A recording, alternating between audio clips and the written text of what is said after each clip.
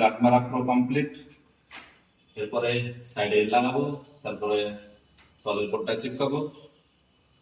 আর এই মিডিয়াটা বাকি রাখবেন, তার কারণ হচ্ছে মডেলের সাথে কাছে এই যে ডাউনলোডটা আমাদের সেন্টার হচ্ছে এটা, এই ডাউনলোডটা কেটে ইলেকট্রনিক্স এখানে নিয়ে আসবে।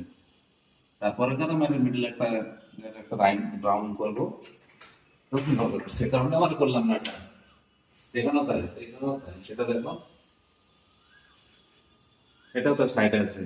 মিডলে ডিজাইনের মিডলে যদি পারফেক্ট ভাবে না থাকে মানাবে না আর কি।